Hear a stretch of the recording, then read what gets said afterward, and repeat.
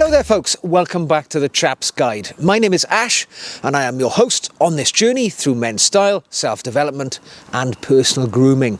Now today I'm here in Oak Lodge and I'm going to answer some of the questions which you have thrown in for me because I'm doing a few extra videos over the festive New Year period because some of you folks might be at home and you need some enrichment and some entertainment in your life. So I'm just going to knock these out and they're on a variety of subjects.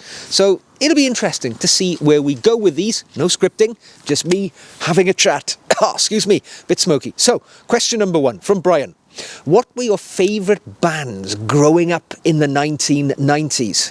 What a great question. Music, of course, when you're a teenager and in your early 20s, a very important part of your life, and it forms the soundtrack of your life going forwards. Because I don't know about you folks, when you were born, but right now I'm in my mid-50s and I am still listening to the music which I listened to when I was in my late teens and 20s. They tell me that it is the music that you're exposed to at that phase of your life which kind of gets locked in there as your favourite music forever. And most of my favourite bands were the power bands of the 1990s. I used to love bands like Def Leppard, Duran Duran being a particular favourite. I also like Roxette. I mean, I don't think they're particularly trendy or cool in hindsight, but they were kind of music that I really enjoyed. There was a British band called The, which I very much enjoyed, Level 42. You recognise these as the soundtrack of the 1990s. I actually now have a diverse enjoyment of music. I frequently listen to country music, believe it or not, contemporary country music. Don't like the sort of oldie stuff, but I never did when I was younger. So I have come to embrace country music, probably through my many trips to the States, driving around Texas, Arizona and the like. When the car radio gives you nothing but country music, I think it brainwashed me to a degree. But yes, I kind of have a very diverse love of music now. But back then, it was fast-paced, punchy, sort of rock ballads and things like that. Okay, next question, a little easier, short one, from Drew. Any advice on a smart pair of brown gloves? Absolutely, right? Now, there are a few routes you can go down. It depends how much money you've got. I would always say good quality leather is the way to go. Stay away from anything which is, non-natural materials. Anything man-made, it's not going to last long. It's not going to look its best. I'll give you an example, right? Now, this is a pair of brown leather gloves made by a company which I believe is now defunct called Waddington's. These were given to me as a gift by a friend well over 10 years ago. For the first 5 years or so, I wore them as a dress glove, right? So I used to wear them with a sort of smart overcoat or whatever. But then the sort of sheen went off them a little, and I thought, okay, well, I'm going to press them into service in a more casual environment. And now I use them as my outdoor gloves, and do you know what? They're still going strong. No sign of breaking down at all. 10 years of robust use. But that company doesn't exist, I believe. If I was buying a pair of gloves today, and I have bought a pair of gloves this year from the company, there's a British company called Southcombe Gloves. They are based about 25 miles from where I live in Crewkerne in Somerset in southern England. I think they're in 5th generation of family ownership. They've been well over a century of making leather gloves. They don't advertise particularly widely. You go on their website, they make great gloves, I tell you. All handmade by British artisans in their factory. Now, I always wear their military uniform unlined gloves. I've got a brown pair, I've got a black pair. They are superb. And at the price point, I think they're £45 at the moment, they make fabulous bargains. I tell you, these are hard wearing, but very robust and attractive gloves. So for me, have a look at Southcombe Gloves. I I kind of buy a pair every year. My collection keeps expanding. I buy them for my wife. My wife loves wearing leather gloves. And, you know, they're always a wonderful gift to give somebody as well, leather gloves. So, South Coombe gloves. I'm not related to them. They don't know I talk about them, but they make great gloves. I'll put a link to their website below. Next question from Marcus.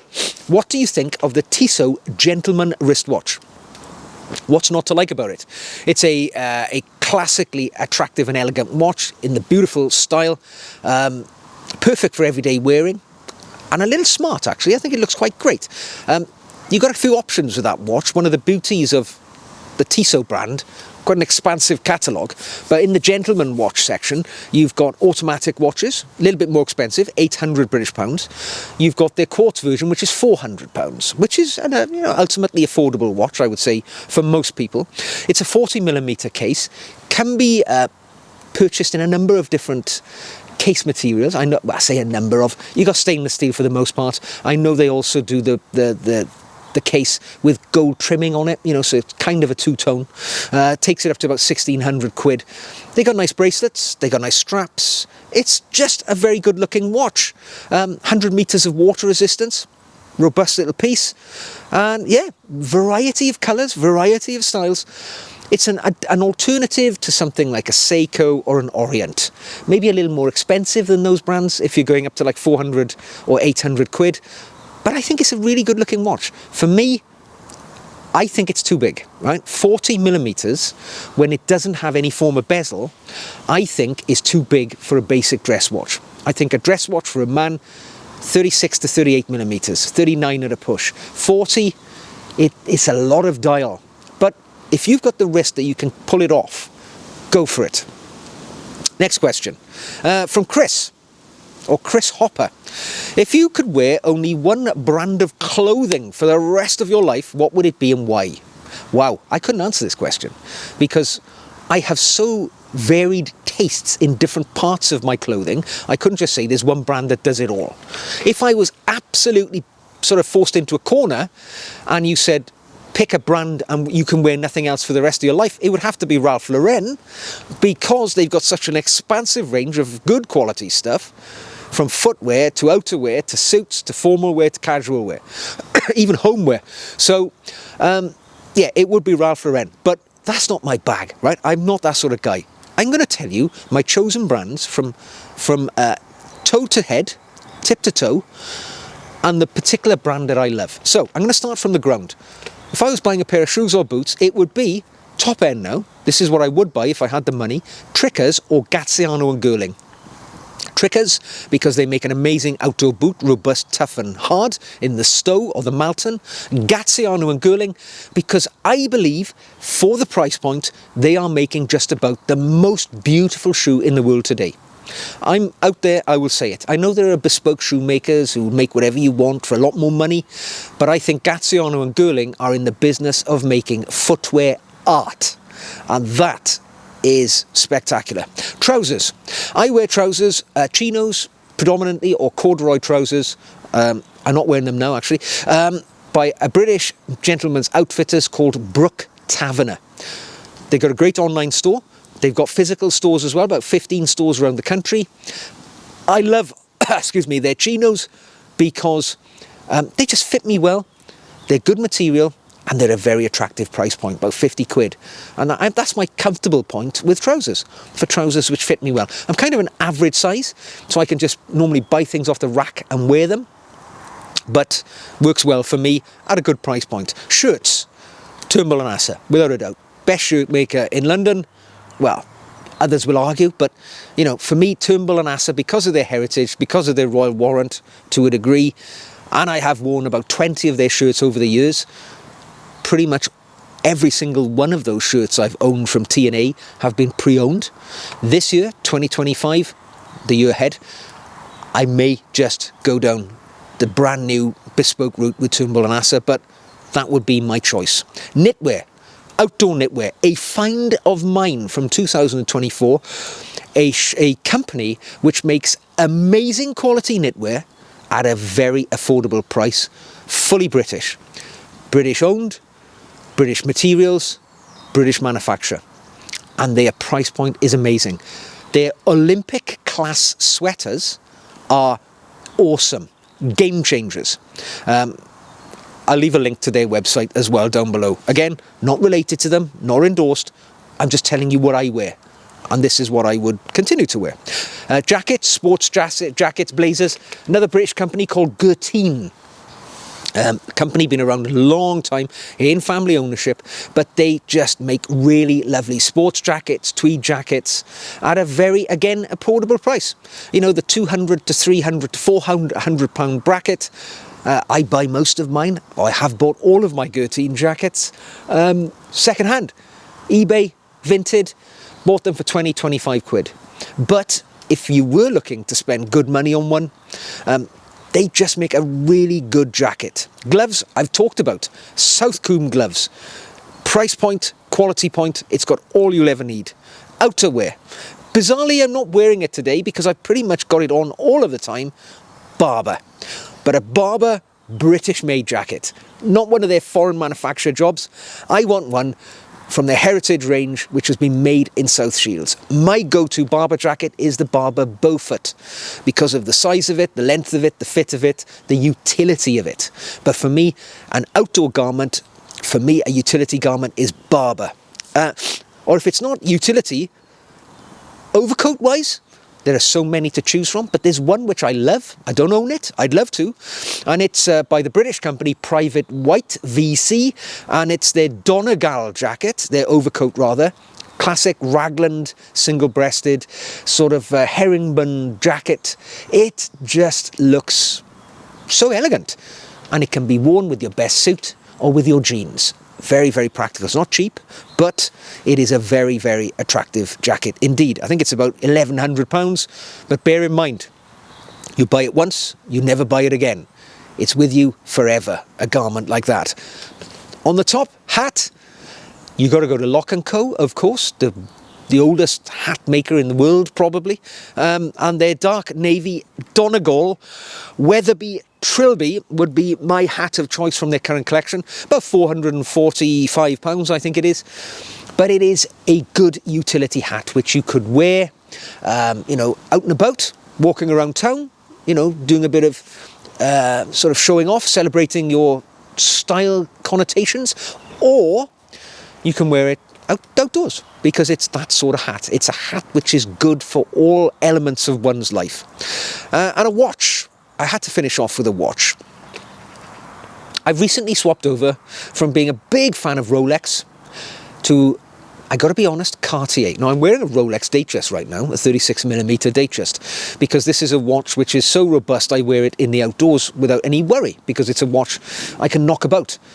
But my favourite watch is the Cartier de Santos, which for me ticks the boxes for my love of Art Deco, minimalism and simplicity, while still having sufficient robustness for wearing in situations that, you know, you might get wet, you might go in the water, you might just want to wear a pair of jeans, or you might want to wear a nice suit. It's got all the boxes covered. A bit like a Datejust, really, but with a little more class.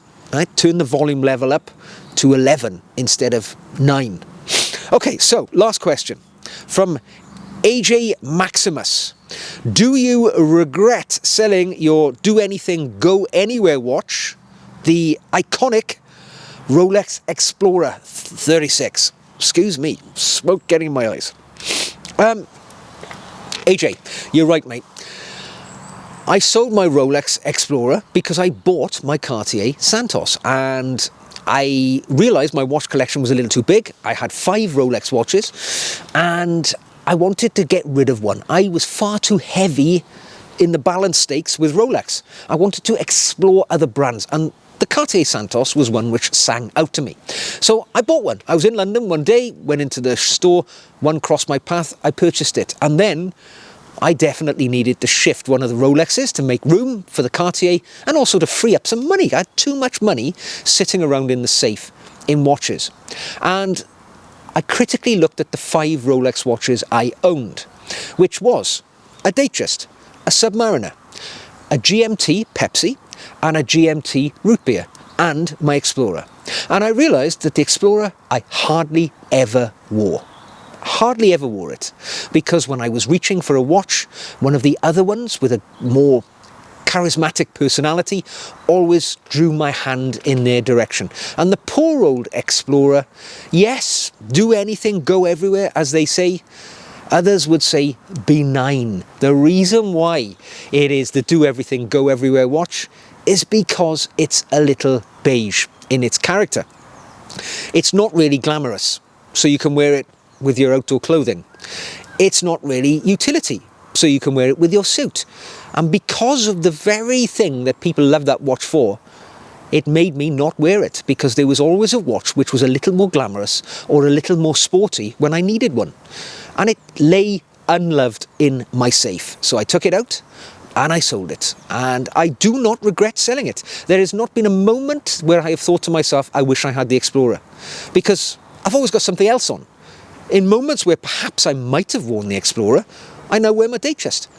It's just as capable. It's exactly as capable as my Explorer was. So I don't miss it, because there's a watch which filled its space without even trying. It was already there. I just was not really wearing my Datejust as much as I used to. Now, I wear it a lot more. But no, I do not miss the Explorer. For me, it was the least charismatic of my Rolex watches. Hence, it had to take the fall and make room for the Cartier. And no regrets, no regrets. And I don't say that through gritted teeth. A friend of mine came around the house the other day, we had dinner together, and he's got a 36mm Explorer, and he was wearing it. And I looked at his watch and I thought, yep, I had one of those, and yep, it's not in my life anymore. And I didn't feel a pang of loss. It was the right time to say goodbye. And I hope that watch is now on the wrist of somebody who loves it more than I did, because I took that money and I spent it on a watch which I love a lot more than the Explorer. So no losses there. So there we go, folks. That's enough questions for today. Thank you for sending them in. Don't forget, you can send me in any question at any time. Email's on the screen now. I'm the only person who reads those emails. No judgment from me, only my eyes.